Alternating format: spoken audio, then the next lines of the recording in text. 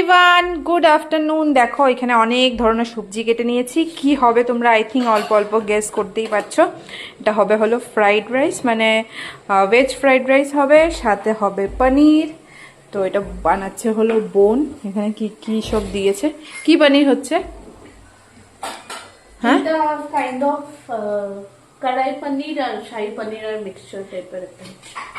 কড়াই পনির আর শাহী পনিরের মিডিল যে ভাই বোন ওকে বানাচ্ছে। তো যাই হোক, এখানে কি কি দেওয়া হয়েছে? এখানে